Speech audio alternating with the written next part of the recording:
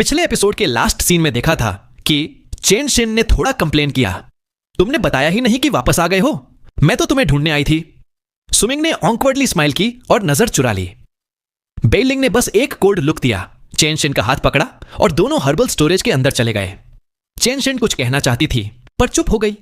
Swimming थोड़ी देर चुप खड़ा रहा, फिर एक लंबी सांस लेकर अंदर चला गया।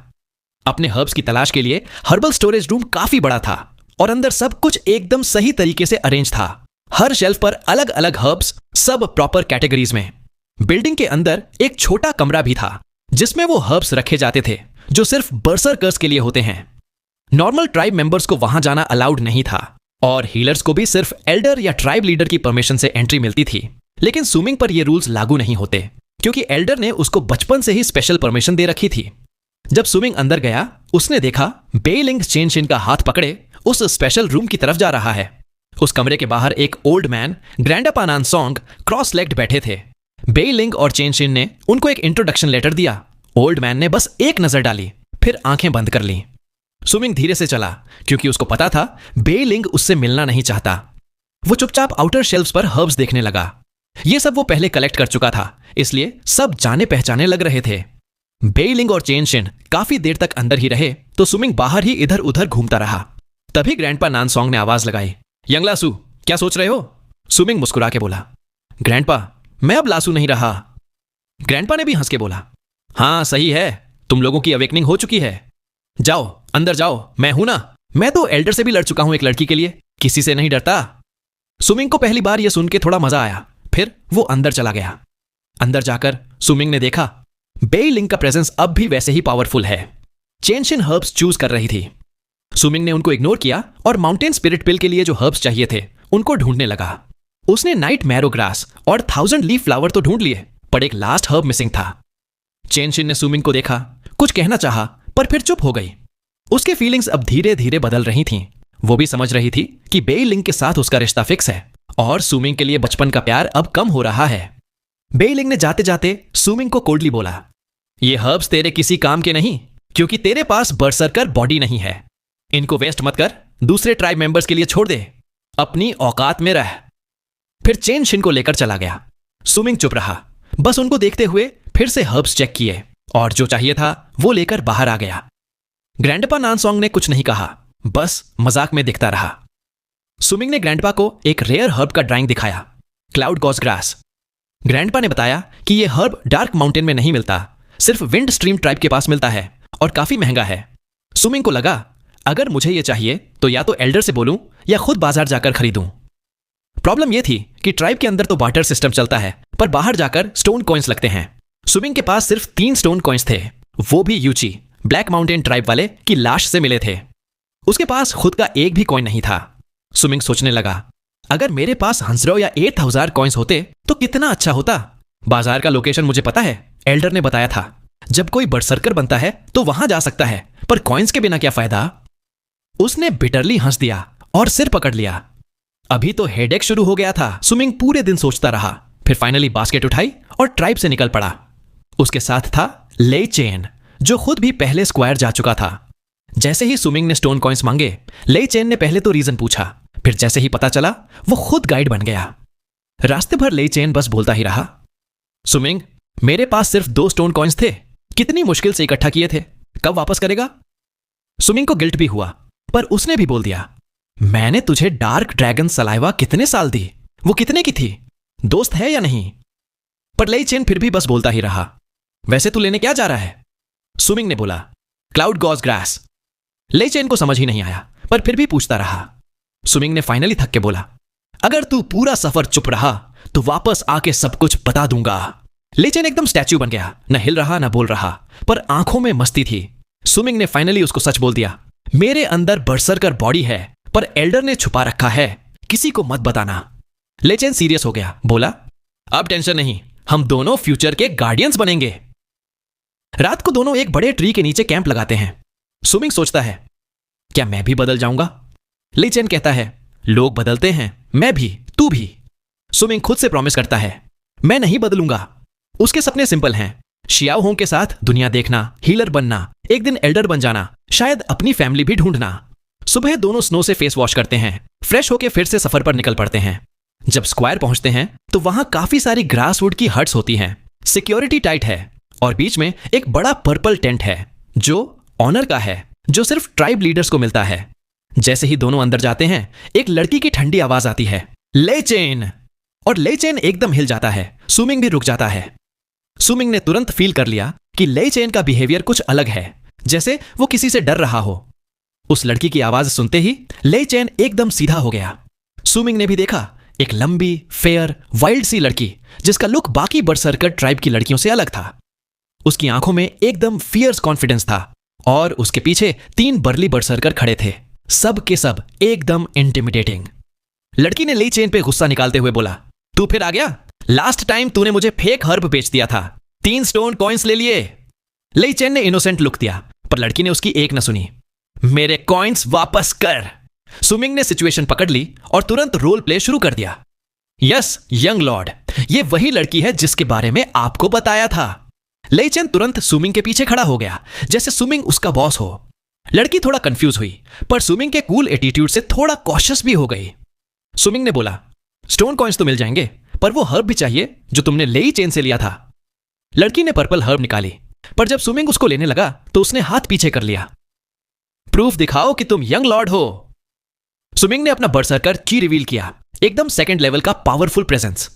लड़की और उसके साथी भी शॉक हो गए, क्योंकि अब तक सुमिंग एक नॉर्मल बंदा लग रहा था। उन्होंने अपने बीच में विस्पर किया, ये तो एल्डर की आर्ट से अपनी चीज छुपा रहा था। लड़की ने हर्ब वापस देने में अभी भी हिचकिचाहट की, तो सुमिंग ने बोला, 3 नहीं 5 स्टोन कॉइन्स ले लो। पर लड़की अब और भी ज्यादा ग्रीडी हो गई। अब तो थल स्टोन कॉइन्स दो तभी मिलेगा। लड़की अपनी टीम के साथ वहां से निकल गई। ले चेन ने भी एकदम मस्त स्माइल दी। सुमिंग, तूने कैसे पहचाना कि वो डार्क ड्रैगन ट्राइब की है? सुमिंग ने भी उसको टीज किया, और बता, एक कॉइन और छुपा रखा है ना? ले चेन ने बहाना बनाया और भाग लिया। सुमिंग सोच रहा था, अगर मैं इतना गरीब ना होता तो अपनी ची रिवील नहीं करता। एल्डर की आर्ट इतनी स्ट्रांग है कि कोई भी डिटेक्ट नहीं कर सकता था, लेकिन अब उसको अपने कॉइन्स बचाने थे, इसलिए मजबूरी थी। अब सुमिंग स्क्वायर में घुस गया। सब जगह टेंट्स, लोग बार्टर कर रहे हैं। कुछ लोग हाइट्स पर हर्ब्स, बोन्स, पोशंस बेच रहे हैं। सुमिंग को डार्क ड्रैगन सलाइवा भी बिकती हुई दिखी, सिर्फ 1 कॉइन में।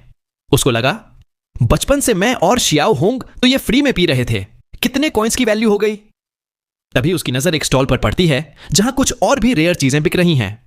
सुमिंग क्यूरियोसिटी के साथ उस जैसे ही सुमिंग उस ओल्ड मैन के स्टॉल पर गया, ओल्ड मैन ने उसको एक नजर देखा, थोड़ा हैरान हुआ, फिर आंखें बंद कर लीं। सुमिंग की नजर एक ब्लू प्लेट जैसी चीज पर गई जो थोड़ी क्रैक्ड थी, और उस पर एक स्कैरी फेस का पैटर्न बन गया था, जैसे चेहरा चिल्ला रहा हो। प्लेट से कभी कभी हल्की सी रोशनी भी निकल रही थी, जैसे वो जिंदा हो। ओल्ड मैन ने बोला, ये एक इनकम्प्लीट बरसर्कर वेसल है, तुम अफोर्ड नहीं कर सकते। सुमिंग को तुरंत समझ आ गया, बरसर्कर वेसल्स बहुत रेयर होते हैं, सिर्फ ट्रांसेंडेंस रियलम के बरसर्कर्स बना सकते हैं। ये प्लेट ऑलरेडी ब्रोकन है, पर फिर भी 1000 स्टोन कॉइन्स की है। सुमिंग के पास तो सिर्फ 5 कॉइन्स थे, तो वो बस देख के ही आगे बढ़ गया, थोड़ा एनवी और लॉन्गिंग के साथ। चक्कर लगाते लगाते उसने देखा कि क्लाउड गॉज ग्रास भी बिक रही है, पर एक कॉइन पर पीस, मतलब महंगा है। स्क्वायर और भी ज्यादा क्राउडेड हो रहा था। टेंट्स में लोग ट्रेडिंग कर रहे थे, कुछ लोग अपने बास्केट्स लेकर हर्ब्स बेच रहे थे। सुमिंग सब ऑब्जर्व करता रहा, रूल्स समझता रहा। रात होने पर सुमिंग एक कोने में गया जहां लाइट कम थी। उसने अपने बास्केट की हाइड्स को बॉडी पर रैप किया, एक ब्लैक बीस्ट स्किन का रोब पहना और अपना चेहरा छुपा लिया। अब वो एकदम अलग लग रहा था, कोई पहचान नहीं सकता। बास्केट में एक हैवी चीज भी थी जो उसने स्पेशल स्ट्रिप के लिए रेडी की थी। वो एक टेंट के बाहर गया जहां लोग अपना फेस छुपा के जा रहे थे। सुमिंग ने पहले ऑब्जर्व किया, फिर टेंट में घुस गया। अंदर एक मिडिल एज्ड आदमी था, एक आंख खाली, दूसरी एकदम शार्प। बोनफायर के पास बैठा था, सुमिंग को घूर रहा था। सुमिंग ने अपनी आवाज बदल के एकदम रफ टोन में बोला, आग काफी तेज है। आदमी ने भी बोनफायर को डिम कर दिया, बोला, जो बेचना है दिखाओ, अच्छी चीज हुई तो सही दाम दूंगा। सुमिंग ने एक राउंड मेडिसिनल पिल उसको थ्रो की, एकदम से टेंट में मेडिसिनल सेंट फैल गई। आदमी हैरान हो गया, बोला, ये क्या है, कहां से मिला, क्या इफेक्ट है? सुमिंग ने सीधा जवाब नहीं दिया, बस बोला, रास्ते में एक बीस्ट मिला था और अपने बास्केट से एक जिंदा मिंक रैकून निकाल के जमीन पर रख दिया। आदमी को लगा ये तो नॉर्मल बीस्ट है, पर सुमिंग ने अपना हाथ उसके वाउंड पर फेरा और एक पल में वो बीस्ट रेड मिस्ट बन के गायब हो गया। सिर्फ रेड ब्लैक बोन्स बची जो सुमिंग ने टच किया, और वो भी डस्ट बन गई। आदमी लिटरली डर गया। फॉलन बरसर्कर, सुमिंग ने बस स्नॉट किया। वैल्यू बताओ। इफेक्ट सिंपल है, जितनी भी हर्ब्स यूज करोगे उनका इफेक्ट डबल हो जाएगा। बाकी कुछ मत पूछो। आदमी अब पूरा रिस्पेक्टफुल हो गया। बोला, मैं कभी ऐसी चीज नहीं देखी, आप चाहें तो यहीं टेस्ट कर लो। सुमिंग ने बोला, ट्राई कर लो, इफेक्ट नहीं हुआ तो मैं चला जाऊंगा, अगर हुआ तो प्राइस डिसाइड करेंगे।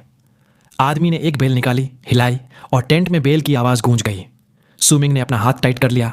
उसमें अभी भी थोड़ा स्कैटरिंग ब्लड पाउडर था, मतलब अगर कुछ गड़बड़ हुई तो वो इंस्टेंटली डेडली बन सकता है। सुमिंग टेंट के अंदर काफी टेंस था, क्योंकि सामने वाला आदमी 5th या 6th लेवल बर्सरकर लग रहा था। मतलब उससे लड़ना तो मुश्किल ही था, लेकिन उसको क्लाउड गॉज ग्रास चाहिए थी और उसके लिए कॉइन्स भी, तो रिस्क लेना ही था। उसने डिस्गाइज, वाइल्ड बीस्ट का डेमो, ये सब इसलिए किया था ताकि सामने वाले को शॉक हो और वो कुछ भी उल्टा सीधा ना करे। दूसरी तरफ टेंट का वन आइड आदमी भी अंदर से काफी डरा हुआ था। सुमिंग ने जो रेड मिस्ट वाला सीन दिखाया था, उसके बाद उसको लगा ये बंदा कोई फॉलन बर्सरकर है, डेंजरस पर शायद समझदार भी। तभी टेंट में एक और बंदा आया जो 2nd लेवल बर्सरकर था। वन आइड मैन ने उसको सुमिंग की पिल और एक हर्ब खिला दी। थोड़ी देर बाद उस बंदे ने बोला, कुछ खास नहीं हुआ, बस प्राइम स्पिरिट ग्रास का इफेक्ट डबल हो गया। वन आइड मैन तुरंत समझ गया, अगर ये पिल किसी हाई लेवल हर्ब के साथ यूज हो तो वैल्यू काफी ज्यादा हो सकती है।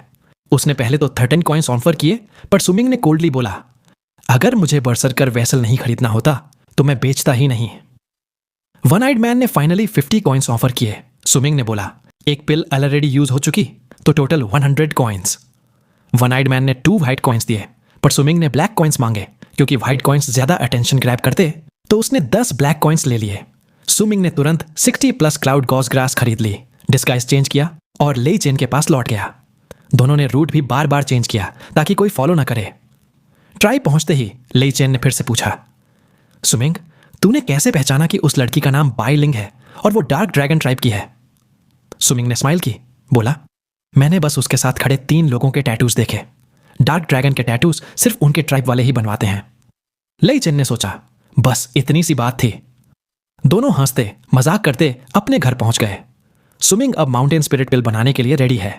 क्लाउड गॉज ग्रास की पूरी सप्लाई उसके पास है और उसका कॉन्फिडेंस भी हाई है।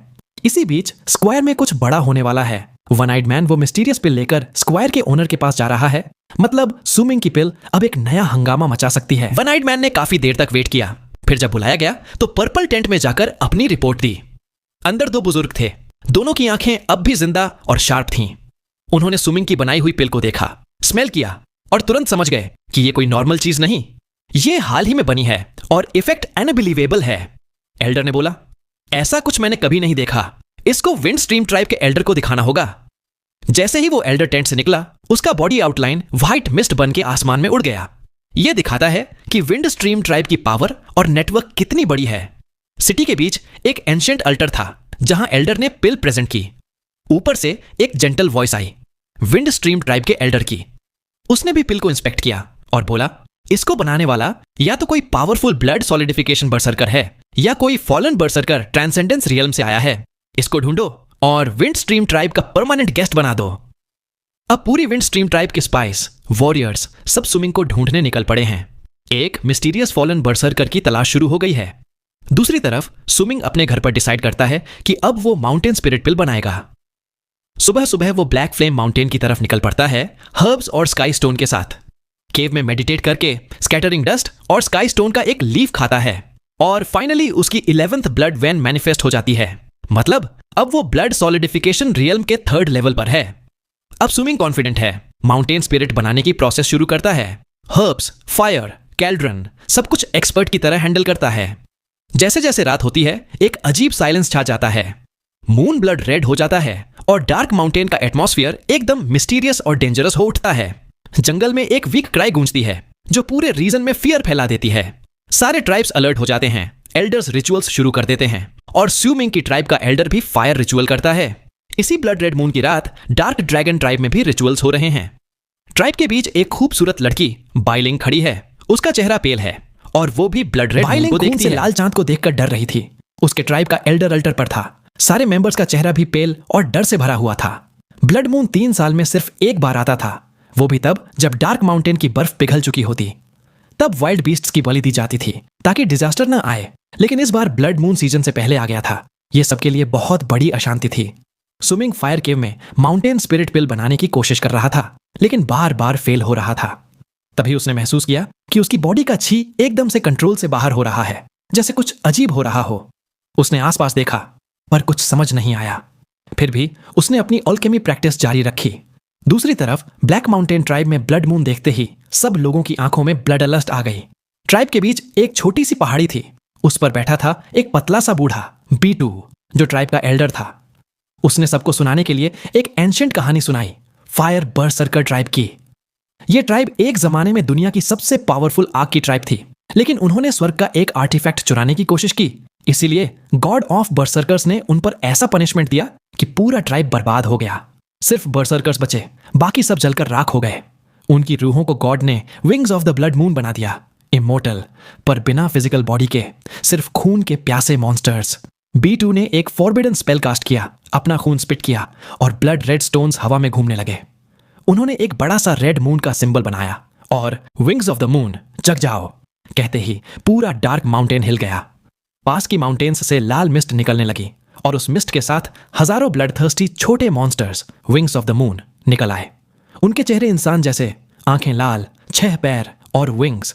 ये सब सिर्फ खून पीते हैं, सबसे ज्यादा बरसर्कर्स का। अब तीनों tribes, dark mountain, dark dragon और ब्लैक माउंटेन, सब पर ये मॉन्स्टर्स टूट पड़े। डार्क माउंटेन ट्राइब में सब लोग पैनिक में थे। चेन शिन ने बेई लिंग को कस के पकड़ लिया। लेई चेन सुमिंग को ढूंढ रहा था। एल्डर ने तुरंत कमांड दी, नॉर्मल लोग छुप जाओ, बरसर्कर्स सारा मीट निकालो, मेरे ऑर्डर का इंतजार करो।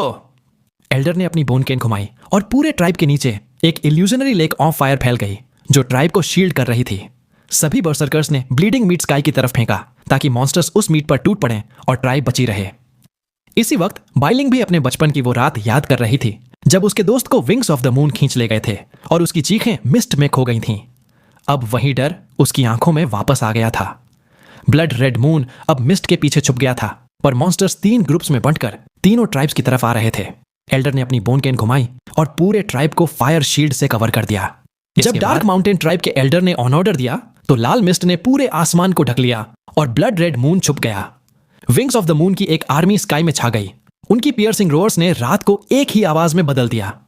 ट्राइब मेंबर्स ने दर्जनों ब्लड सोक्ड बीस्ट्स हवा में उछाल दिए, लेकिन जब तक वो जमीन पर गिरते, विंग्स ऑफ द मून उन पर टूट पड़ते, फ्लैश निकालकर उन्हें एक पल में सुखाए हुए कार्कस बना देते। कुछ विंग्स ऑफ द मून तो बीस्ट्स को इग्नोर करके सीधा ट्राइब मेंबर्स पर टूट पड़े, स्पेशली बरसर्कर्स पर। ट्राइब के आसपास लेक ऑफ फायर का सॉलिड बैरियर बना था, जिससे कुछ मॉन्स्टर्स पीछे हट गए, पर कुछ फिर भी ब्रेक थ्रू करने लगे। एल्डर ने फिर से ऑर्डर दिया और ज्यादा मीट हवा में फेंका गया। ये एक तरह का सैक्रिफाइस था ताकि मॉन्स्टर्स ट्राइब पर कम अटैक करें। लेकिन धीरे धीरे सारा विंटर का मीट खत्म हो गया और विंग्स ऑफ द मून और भी एग्रेसिव हो गए, फायर बैरियर तोड़ने की कोशिश करने लगे। एल्डर ने लेक ऑफ फायर को एक जायंट वॉर्टेक्स में बदल दिया। एरोज स्काई में शूट होने लगे, पर विंग्स ऑफ द मून लगभग इमोर्टल थे। इंजरीज उन पर कुछ खास असर नहीं कर रही थीं। कुछ मॉन्स्टर्स बैरियर तोड़ के ट्राइब में घुस गए और कायोस मच गया। ब्लैक माउंटेन ट्राइब में अलग ही सीन था। सब लोग जमीन पर प्रोस्ट्रेट थे और उनका एल्डर B2 हवा में था। उसके ऊपर भी wings of the moon attack कर रहे थे, पर वो खुद को सैक्रिफाइस कर रहा था। उसने एक फॉरबिडन चैंट किया, उसकी बॉडी से ब्लैक लाइट निकली और विंग्स ऑफ द मून का ब्लड उसके अंदर एब्जॉर्ब होने लगा। उसकी बॉडी स्वेल होने लगी और उसका छी एकदम मॉन्स्ट्रस हो गया। यह सब एक ब्लैक रोब्ड मिस्टीरियस आदमी की वजह से हो रहा था, जो साइड में खड़ा था और स्माइल कर रहा था। यह आदमी B2 को ट्रांसेंडेंस रियल्म तक पहुंचाने का शॉर्टकट सिखा रहा था। सुमिंग कंपैरेटिवली सेफ था, लेकिन वो भी टेंशन में था। उसने केव का छोटा होल खोला, देखा कि स्काई पूरा रेड मिस्ट से भरा है और विंग्स ऑफ द मून हर जगह घूम रहे हैं। उसने डिसाइड किया कि अभी ट्राइब वापस जाना सेफ नहीं है, पर केव के डीपर पार्ट में एक्सप्लोर करना चाहिए। शायद विंग्स ऑफ द मून का कोई सीक्रेट मिल जाए जो एल्डर की हेल्प कर सके। जब वो केव के अंदर गया तो पहले तो हीट थी, पर अंदर जाते ही एक अजीब ठंडी हवा महसूस हुई। सुमिंग ने डिसाइड किया कि आगे बढ़ना चाहिए। ट्राइब में hundreds of wings of the moon fire barrier तोड़ के अंदर घुस चुके थे। बेई लिंग ने चेन शिन को प्रोटेक्ट किया, अपने बो से आइस एरोज शूट किए और एक आइस एरो से लेई चेन को भी बचाया। ट्राइब लीडर अपनी सिल्वर स्पीयर से मॉन्स्टर्स को मार रहा था, पर उनकी संख्या बहुत ज्यादा थी। एल्डर ने बोन केन से गॉड ऑफ बरसर्कर्स का एक जायंट इल्यूजन समन किया, जिसका ड्रैगन स्काई में रोर करता हुआ मॉन्स्टर्स को भगाने लगा। रात भर ये बैटल चली। कुछ wings of the moon berserker tribe members को जिंदा पकड़ के ले गए उनका प्लान था उनको अपने लेयर में ले जाकर ब्लड सक करना। जैसे ही सुबह हुई, एक piercing cry dark dragon tribe से आई। व्हाइट ड्रेस वाली एक लड़की, प्रोबेबली बाइलिंग, और उसके ट्राइब के members wings of the moon के ग्रुप के साथ ब्लैक फ्लेम माउंटेन की तरफ ले जाए जा रहे थे। पीछे एक ओल्ड वुमन, एल्डर, उनके पीछे दौड़ी, पर जब बचाने में फेल हो गई तो उसकी आंखों में आंसू आ गए। ब्लड मून जैसे ही गया, सारी विंग्स ऑफ द मून एक बड़े क्राई के साथ वापस डार्क माउंटेन की तरफ उड़ गई। कुछ कैप्टिव बर्सर्कर्स और बाइलिंग को लेकर ब्लैक फ्लेम माउंटेन के क्रैक्स में स्विमिंग केव के अंदर सबसे डीपर पार्ट की तरफ बहुत ही केयरफुली आगे बढ़ रहा था। हर कदम पर अलर्ट, हॉर्न हाथ में, 11 ब्लड वेन्स की पावर रेडी, कभी भी विंग्स ऑफ द मून वापस आ सकते थे। साथ साथ वो छुपने की जगह भी देख रहा था ताकि डेंजर आए तो तुरंत हाइड हो सके। जैसे जैसे वो आगे बढ़ता गया, केव और ठंडी होती गई और रास्ते और ज्यादा कॉम्प्लेक्स हो गए। वॉल्स पे क्रैक्स थे, कुछ पुराने, कुछ बिल्कुल नए, जैसे अभी अभी किसी जबरदस्त एनर्जी ने बनाए हों। सुमिंग को लगा शायद ये हीट और कूलिंग की वजह से हुआ हो, पर उसने बस याद रख लिया। फिर केव एकदम से खुल गई। एक जाइंट चैम्बर, जितनी बड़ी उसकी पूरी ट्राइब। दर्जनों छोटे छोटे होल्स थे, जैसे हर जगह से कोई आ सकता हो। सुमिंग ने हर होल को चेक किया और एक होल से ब्लड की स्मेल आई। समझ गया यहीं से विंग्स ऑफ द मून निकले थे। वो आगे बढ़ा और हर कुछ डिस्टेंस पर हॉर्न से बड़े बड़े रॉक्स कट करके साइड में रखता गया। ये उसकी सेफ्टी के लिए था, ताकि अगर जल्दी से एग्जिट ब्लॉक करना हो तो कर सके। नीचे उतरते उतरते एक जगह पर उसको रेड लाइट दिखाई दी, फायर की तरह, पर कुछ और ही था। वो धीरे धीरे आगे गया और एक जायंट फायर केव के एज पर पहुंच गया। नीचे देखा तो उसका होश उड़ गया। नीचे एक बड़ा सा बेसिन था जिसमें शार्प थॉर्नी स्टैलेग्माइट्स थे और उनके बीच एक पूरा का पूरा एंशिएंट स्टोन ट्राइब था। Stone houses, barricades, watch tower, stone pots और हर हाउस की वॉल पर ब्लेजिंग फायर का एम्ब्लेम। सब कुछ एकदम लग्जूरियस और ऑर्डरली था, डार्क माउंटेन ट्राइब से कहीं ज्यादा एडवांस्ड। सुमिंग को लगा जैसे वो किसी लीजेंड में आ गया हो, फायर बर्सर्कर ट्राइब का असली बेस। उसने देखा कुछ हाउसेस का आधा हिस्सा लिटरली किसी अननोन फोर्स से कट हो गया था, जैसे पूरा ट्राइब किसी डिजास्टर में 2 टुकड़े हो गया हो और आधा यहां आ गिरा हो। ट्राइब के बीच में एक जायंट ब्लेजिंग रेड ट्री था। उसके रूट्स ग्राउंड में डीप जा रहे थे, ट्रंक केव के ऊपर तक जा रहा था और उस पर वही रेड फ्लावर्स थे जो सुमिंग ने स्वैम्प में देखे थे। सुमिंग को एल्डर की बात याद आई, फायर बर्सर्कर ट्राइब जो गॉड ऑफ बर्सर्कर से लड़ा था और फिर कर्स के बाद उनकी रूह विंग्स ऑफ द मून बन गई थी। यह कोई कहानी नहीं, असली सच था। तभी उसकी नजर एक अजीब कॉर्प्स पर गई, आधा इंसान आधा म्यूटेटेड, बैक पर विंग्स का फ्रेम और चेहरे पर पेन नहीं बल्कि मॉकरी और प्राइड थी। उसका right index finger stone wall में घुसा हुआ था और वॉल पर बर्सर्कर ट्राइब की लैंग्वेज में कुछ लिखा था। सुमिंग पढ़ ही रहा था कि टनल के एंट्रेंस से विंग्स की आवाज और रोर सुनाई देने लगे। विंग्स ऑफ द मून वापस आ रहे थे। सुमिंग का चेहरा एकदम बदल गया। विंग्स ऑफ द मून की फ्लैपिंग और शिक्स केव के अंदर तूफान लाने जैसे हो गए थे, लेकिन सुमिंग ने अपना दिमाग शांत रखा। उसको पता था टनल्स कितनी लंबी हैं, इसलिए उसके पास थोड़ा टाइम था। उसने वॉल पर लिखे वर्ड्स पढ़े, Wherefore doth thou well, O blue sky। ये लाइंस पावरफुल, सैड और थोड़ी रिबेलियस थीं। सुमिंग को उनका पूरा मतलब नहीं समझ आया, पर उनमें एक अलग ही दर्द था। नीचे लिखा था, They desire to obtain berserk spreads to all corners of the earth. Let fire burn in mine blood. Let mine thoughts burn the skies. Let fire burn heaven into ashes. If to be true the moon of fire appears from the clouds on the endless earth, born, I will sink into deep bathot as the fire in mine blood burns. The 9 is the utmost of Onel. Ended 1 is the law. Light up the berserker fairs and worship the 9. Did let us all becometh head authorities of fire. Thou who control at heavens only thou art capable of persecuting me. Swimming को लगा ये किसी fire बर्सर्कर की last message है, एक कर्स, एक challenge, एक दर्द। तभी विंग्स ऑफ द मून की आवाज और तेज हो गई। सुमिंग ने टाइम वेस्ट नहीं किया, टनल में भागा, एक छोटे क्रैक में घुस गया, सांस रोक ली और चुपचाप वेट किया। विंग्स ऑफ द मून एकदम पास से गुजर गए, एक तो क्रैक के बिल्कुल सामने तक आ गया था। सुमिंग ने हॉर्न टाइट पकड़ा, आंखें भी नैरो कर ली, कोई लाइट रिफ्लेक्ट ना हो। जब विंग्स ऑफ द मून चले गए तो सुमिंग ने देखा मिस्ट में कुछ कैप्टिव लोग भी लाए जा रहे हैं। उनमें से एक थी बाई लिंग। उसका चेहरा डिस्पेयर और दुख से भरा था। जब सब आवाज कम हो गई, सुमिंग ने देखा कि अब केव में हीट वापस आ रही है, क्रैक्स बन रहे हैं और ग्राउंड भी जलने लगा है। उसने सोचा अब यहां रुकना मुश्किल है, लेकिन उसका कॉन्शियंस उसको रोक रहा था। मैं बाई लिंग को झूठ बोल चुका हूं, कम से कम कोशिश तो करूं बचाने की। उसने डिसाइड किया, अगर बचाना हो पाया तो ठीक, नहीं तो कम से कम रिग्रेट नहीं रहेगा। सुमिंग ने हॉर्न पकड़ा और टनल के एंड की तरफ भागा। एक्सट्रीम हीट के बावजूद वो पहुंच गया बेसिन के एज पर। उसने देखा 7 कैप्टिव लोग शार्प स्टैलेग्माइट्स पर पियर्स थे, खून बह रहा था, पर वो लोग उसके ट्राइब के नहीं थे। स्टैलेग्माइट्स मेल्ट हो रहे थे, मैग्मा बेसिन में भर रहा था और पूरा ट्राइब का एंशिएंट रूइन धीरे धीरे छुप रहा था। बीच में वो जायंट रेड ट्री भी मेल्ट हो रहा था, उसके अंदर wings of the moon crawl कर रहे थे। अब उनके चेहरे पर पेन, सैडनेस और टीयर्स जैसे एक्सप्रेशंस थे। वो मॉन्स्टर्स अब चुप, दुख भरे और अपने क्लॉज को काटकर आंखों पर लगा रहे थे, जैसे वो भी रो रहे हों। तभी सुमिंग की नजर ट्री की ब्रांच पर गई। वहां बाइलिंग का चेहरा था, आंखें खाली, होप खत्म, एकदम मॉर्नफुल ब्यूटी। उसके साथ एक और लड़की थी जो अभी अघोनी में बोन्स बन गई। उसकी लाइफ ट्री ने एब्जॉर्ब कर ली थी। सुमिंग ने सोचा, ये विंग्स ऑफ द मून सिर्फ ब्लड मून पर ही बाहर जाते हैं, बाकी समय यहां हीट की वजह से छुप रहते हैं। जब हीट बढ़ जाती है सब ट्री के अंदर चले जाते हैं। उसने डिसाइड किया, अभी भी थोड़ा वेट करूं, जब सब अंदर चले जाएं तभी रेस्क्यू पॉसिबल है। हीट बढ़ रही थी, सुमिंग के स्किन पर भी क्रैक्स और पेन होने लगा। उसने 11 ब्लड वेन्स मैनिफेस्ट की और जंप करते करते ट्री के पास पहुंच गया। तभी उसने देखा बाइलिंग के साथ वाली लड़की की बॉडी ट्री में एब्जॉर्ब हो गई, एक और पेनफुल स्क्रीन। अब ये पार्ट यही खत्म करते हैं, आगे की स्टोरी आने वाले नेक्स्ट पार्ट में पता चल रही होगी। साथ ही अगर आपने पिछले एपिसोड नहीं देखे हैं तो चैनल में प्लेलिस्ट में पूरे एपिसोड है, आप देख सकते हैं। और अगर आप में से कोई पहली बार हमारे चैनल पर आया है तो मैं केवल यही बोलूंगा कि ऐसे ही और नए वीडियो के लिए आप हमारे चैनल को सब्सक्राइब कर सकते हैं। साथ ही अगर आपको यह वीडियो पसंद आई हो तो वीडियो को लाइक करके एक प्यारा सा कमेंट भी कर देना, जिससे मुझे भी खुशी होगी। और अगर आप चाहे तो इस वीडियो को अपने दोस्तों के साथ शेयर भी कर सकते हैं।